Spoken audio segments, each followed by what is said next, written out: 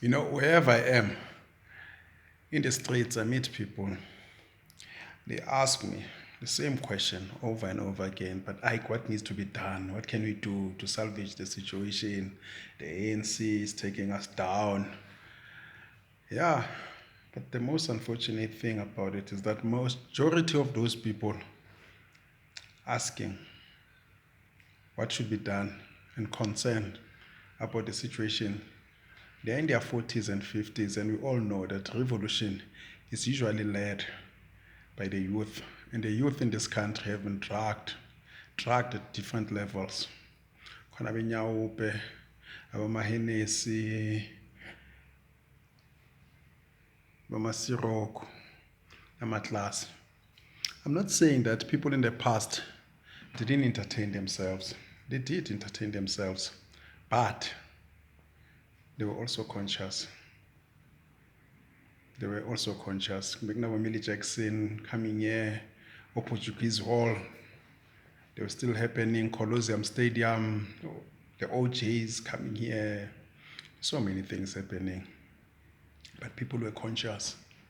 But when you look at the plight of the black youth across the globe, yeah, the same tactics are being used, same tactics that were used to kill the panther. It is unfortunate that the more things change, the more they stay the same.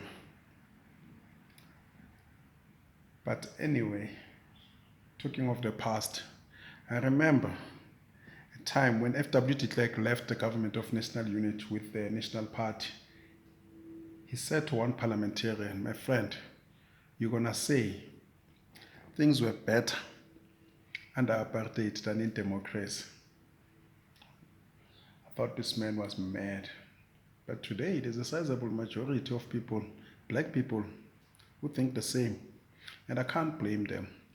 Painful as it is, painful as it is, especially coming from the 1976 to the 80s, 90s. I've seen the youth of 1976. I witnessed lots of arrests, people being shot. I've seen that. I was a kid, I've seen that. That's why in the 80s, I joined in as part of the Sanyova generation. Joined in, we made the country ungovernable. 1985, I think it was IYY, International Youth Year. We were highly, highly, highly active. The youth carried the struggle. When the Oliver Tambos of this world were sitting in England with the Queen of England, pointing fingers, MK, Apla, not firing a bullet here with the intention to overthrow. I'm not talking yet destabilizing here and there, shooting 1, 2, 3 targets so that the donors can see that you are working and they put more money. But anyway, the debate that we still must have in this country is whether apartheid was better than democracy.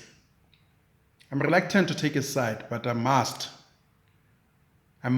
take a side. I'm reluctant to take a side. Painful as it is, I must take a side. And before I take a side, I'll compare all government departments. Go to sports, you've got Mickey Mouses, like Abombalul, shuffling, dancing. But don't know, songs with Benzan. Under apartheid, we produced superstars in all sporting codes. It was all about Sidney Mare, Matthews Mutwarateu, Lopen Fall, Matthews Teo, Otimani, Bomak Platches, Bo Jacobs, that guy who shot himself when he was jogging.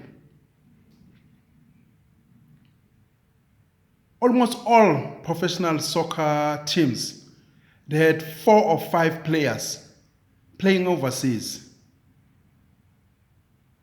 Some were former overseas players. Masterpieces. Andres Panyaz, Metro Blitz. And I'm not talking big names. Ngakabala abo Jomo bo Isintsweleng, abo Kaizer, abo Sputla. Almost all the teams. Nabo Vets. I Acadia Shepherds. They had players playing overseas in top leagues, Canada, United States, England. I mean, you produce guys like Kalamazoo. You go to, what's this? Entertainment, arts. Abo Ipintombi, King Kong. You produce stars, Baba. Snabo Miriam Makeba, Manhattan Brothers. Even the late 80s, mid 80s, we had Abu Yvonne Chaka Chaka, the biggest star in Africa. Or Brenda Fassie. Brenda Fassie was only destroyed under democracy. The Mariston Hotel, owned by Nigerians, selling drugs, making our sisters weekend special,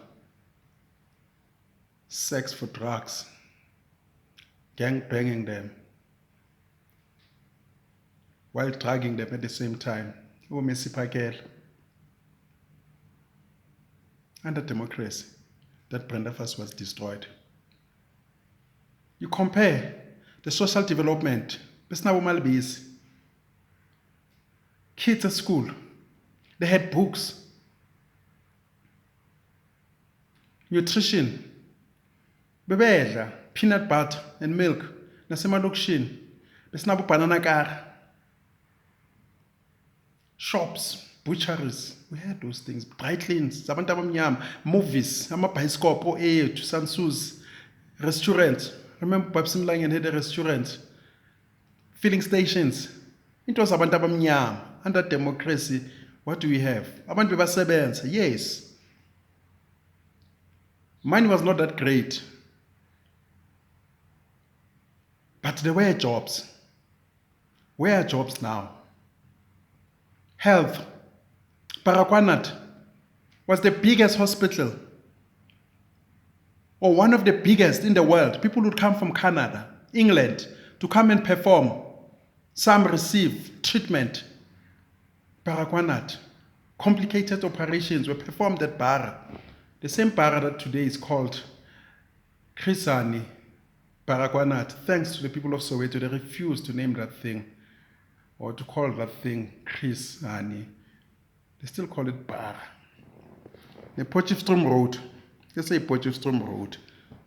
No such thing as Chris Hani Potchefstroom Road. Potchefstroom Road. It was Potchefstroom. That road is taking you to Potchefstroom. It was built by Apartheid. Pososol, parastatals. Yes, they were intended for a few elite or few white people. We were, if you could say, the unintended beneficiaries. But there were structures that were built for us. You could go to a JQ swim. All townships had swimming pools. For darkies to swim, to learn how to swim, they had tennis courts. Yeah? Running parallel. We would go Emanyalet, Game Reserve, Mkababa Beach. Whatever belong bebenai, not best nice idea. The economy running parallel. Misna Makaratek, boxers, professional boxers, or schoolboy and club, or job sesang, Tsipa, Athamaisela, Tep Makatin. Where are they now? They've killed them. They've killed them. ANC came. TV was still showing this Ellerins sponsored boxing in Tanzania. They've killed them. Ophumzile Matikane killed them. Abaseko. Umxhosana Jongilanga. They're no longer there, Baba. Veleli Luzipho, Vuyani Nene, Baby Jake, all those artists or athletes were produced during apartheid. It was all apart. Produced during apartheid. Show me a soccer star that you've produced. Ufana no Jomo Esintsweleng, Professor Mlungisi Ngubane, Kalamazoo. Show me one. Minus Benny. Benny McCarthy is the only artist during democracy who's big. Even Nabo Doctor, Nabo Lucas, they were produced during apartheid and they cross over to democracy. Even those players that they're claiming would won the Africa Cup, go Pirates, Nagu Bafana Bafana, those are apartheid soccer players, majority of them. We had about Denel, Sosol, Snabo Ray Falk, nuclear stations that could produce electricity and arms, of course, securing the continent. Today, this Shawanabo CAR, our army, was in the top 5 strongest armies in the world. Today, you can't tell the difference whether SADF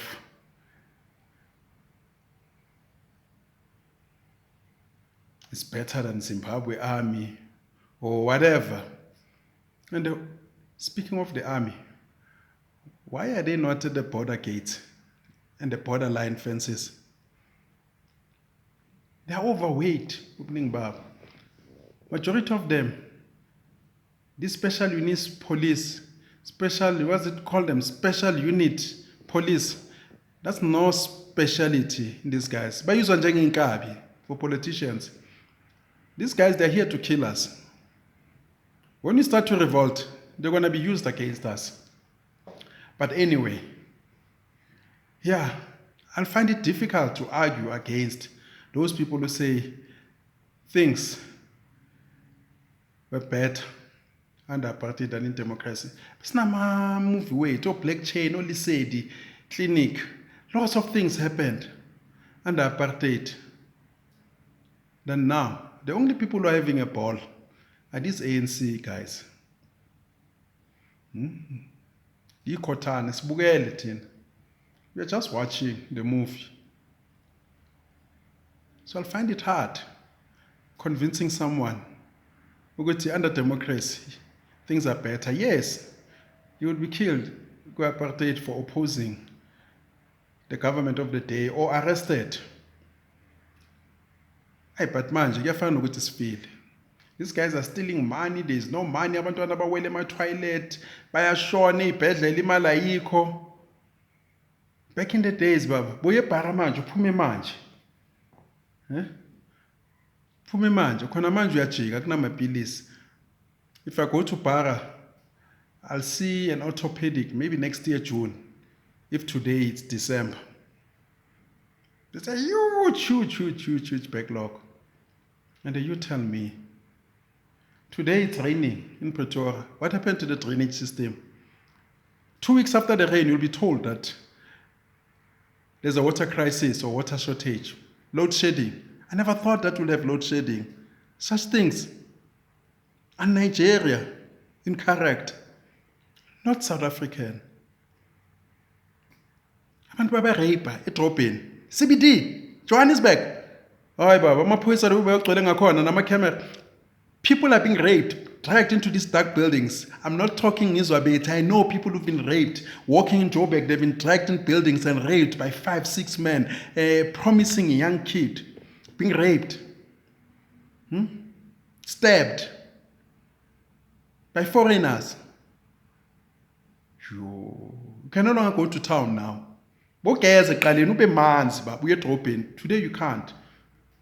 Our cities overtaken by foreigners, Zimbabweans, Nigerians, doing as they please. And then people are going to tell you that no, you can't compare. I am comparing. And I'm 2 minutes away from agreeing with those people who are saying things were better under apartheid. There was service. No more window, they would come and fix it.